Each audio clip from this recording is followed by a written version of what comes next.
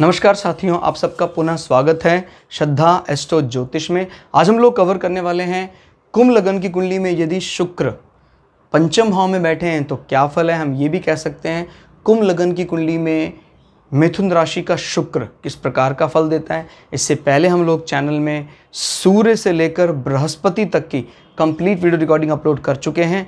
कोई भी व्यक्ति भृगु सरल पद्धति को आधार बनाकर ज्योतिष को सीखना चाहता है, हमारे चैनल को सब्सक्राइब कर सकता है। हम जल्दी ही सूर्य से लेकर राहु केतु तक 9 के 9 ग्रहों का 12 अलग अलग लग्न की 12 अलग अलग राशियों फल को अपलोड करने वाले हैं।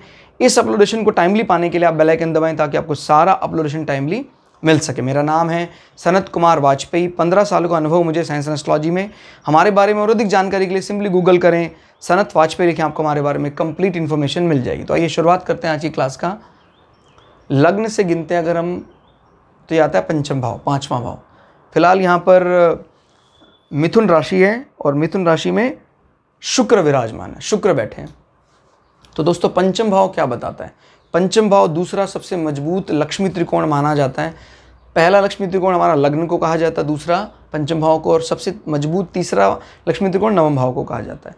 तो पंचम भाव दोस्तों हमारे जीवन में बात करता है एजुकेशन सर्टिफिकेशन की, हमारे विवेक शक्ति की। पंचम भाव हमारे रोमांस को भी बताता है।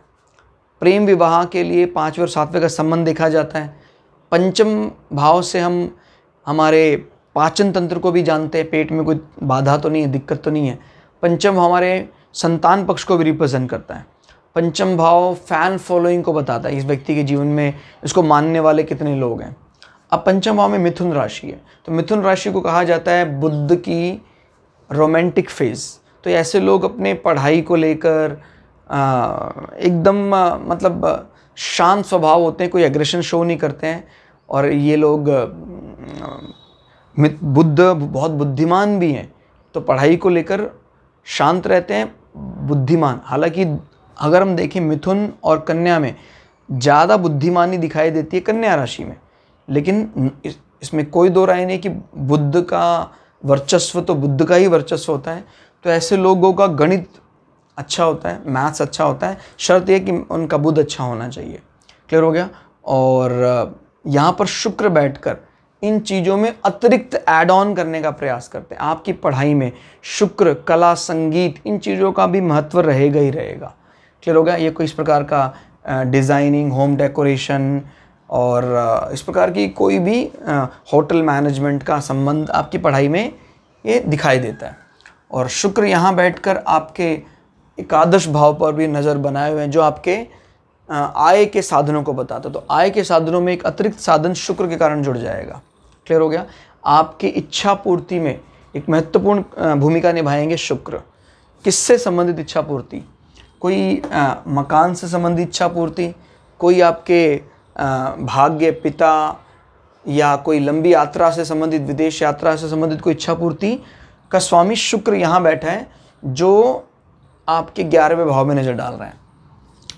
चौथे भाव का स्वामी जब पंचम भाव में बैठता है, एक तो ये हमारे एजुकेशनल या हमारी लर्निंग एबिलिटी को बताता है। जो लर्निंग एबिलिटी है उसको आपने जब एजुकेशन के अंदर डाल दिया है तो बहुत ही प्लस पॉइंट है। आपके जीवन में शुक्र ही ज़्यादा डोमिनेट कर जाएंगे, क्योंकि जो आपकी लर्निंग एबिलिटी है, जो ललक है आपको सीखने की, उसी से संबंधित आपने कोई ना कोई डिग्री सर्टिफिकेशन कोर्स किया है, तो वो आपके लिए बहुत ज़्यादा बेनिफिशियल होगा।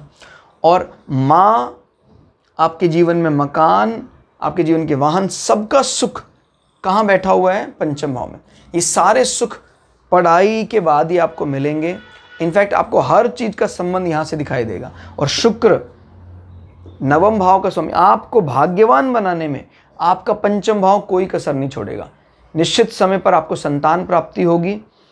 मिथुन यानी बुध की मजबूत स्थिति है तो पहली संतान बेबी बॉय होगी।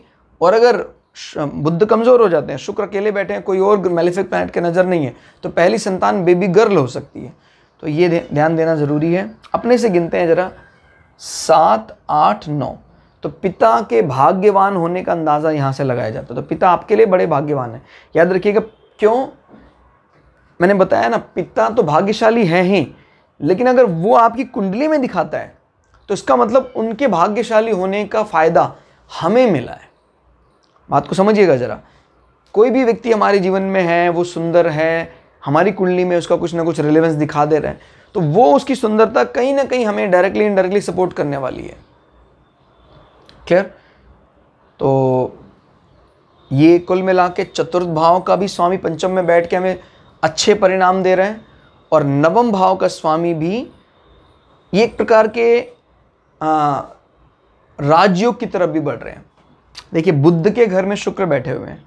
बुध या तो शुक्र के इस घर में बैठ जाएं, यहाँ बैठ जाएं या साथ में बैठ जाएं, तो क्या बन जाएगा? राजयोग एज वेल एज धन योग बोथ, क्योंकि ये लक्ष्मी त्रिकोण है। एक लक्ष्मी त्रिकोण दूसरे लक्ष्मी त्रिकोण के साथ जुड़ जाए तो ये क्या बनता है? धन योग। और एक लक्ष्मी त्रिकोण एक विष्णु त्रिकोण के साथ, एक विष्णु हाउस के साथ मिल जाए तो क्या बनता है? राजयोग। तो अगर बुध का चाहे नज़र पड़ जाए शुक्र पे, चाहे अपने हाउस इंटरचेंज कर लें, इकट्ठे बैठ जाएं, ये एक प्रबल राजयोग होगा, क्योंकि शुक्र इस कुंडली के लिए योग कारक ग्रह हैं। तो दोस्तों, आज की क्लास में इतना ही। क्लास आपको कैसी लगी कमेंट करके जरूर बताइएगा। मिलते हैं अगली क्लास में, तब तक के लिए जय श्री भगु पराशरा, जय श्री शुक्राचार्य, नमस्कार।